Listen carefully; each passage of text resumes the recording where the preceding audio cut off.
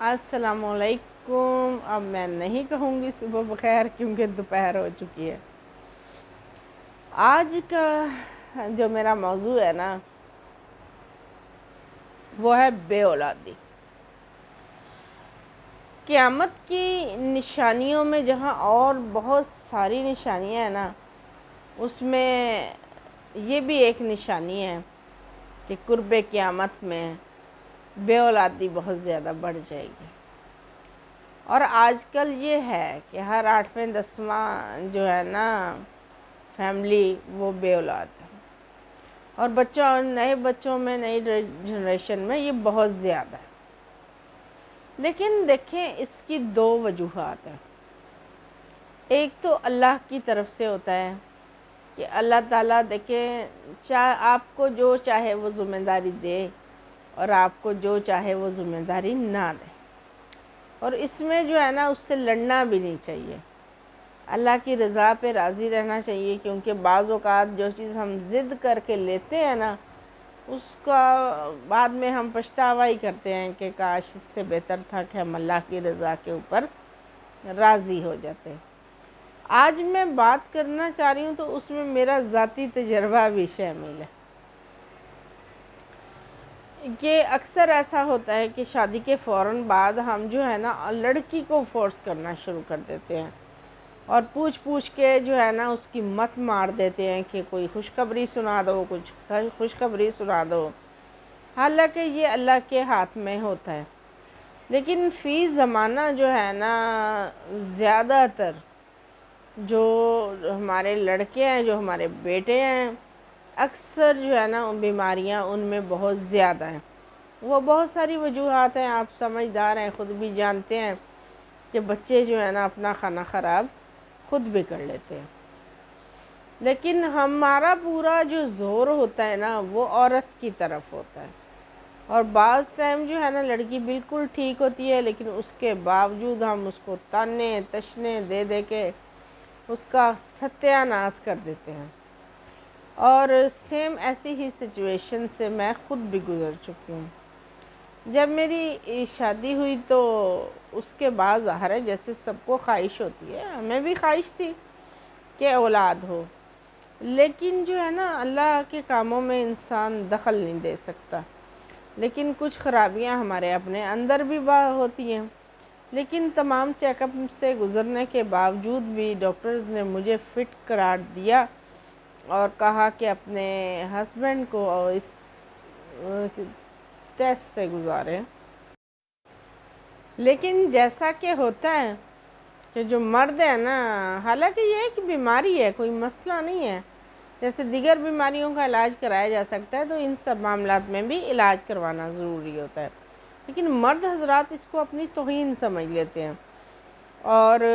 میرے ہسبینڈ نے کوئی ٹیسٹ نہیں کروایا،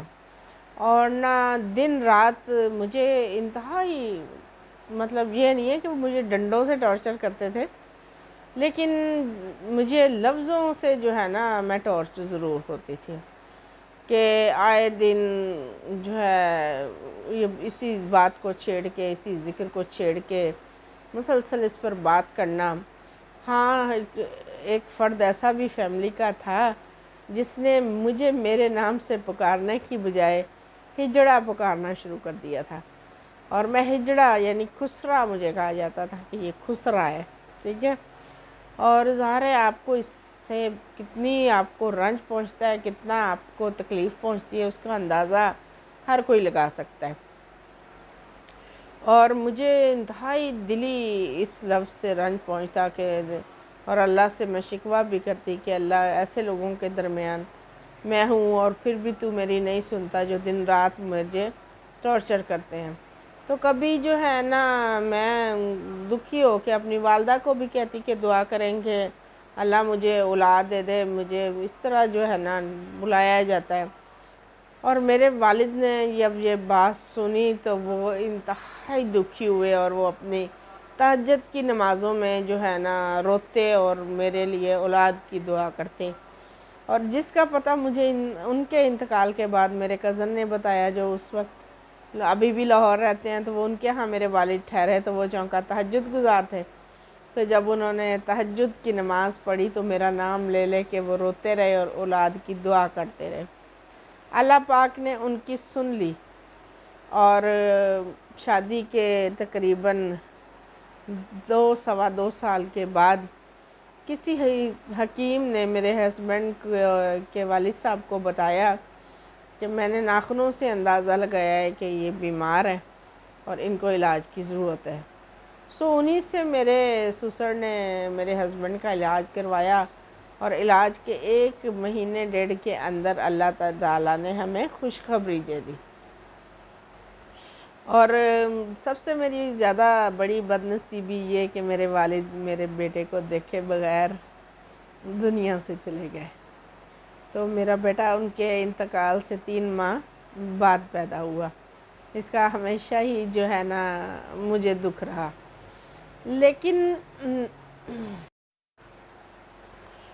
اور یہی میں کہنا چاہتی ہوں کہ یہ جہاں بھی یہ معاملہ ہو تو کھلے دل سے سوچنا چاہیے۔ اس میں جہاں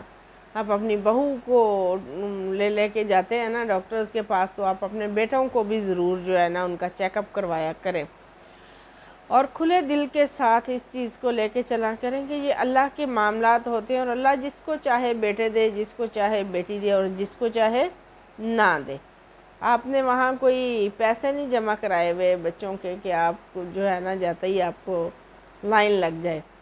تو اس چیز سے جو ہے نا عورت کا جو ہے بہت زیادہ ذہنی استحصال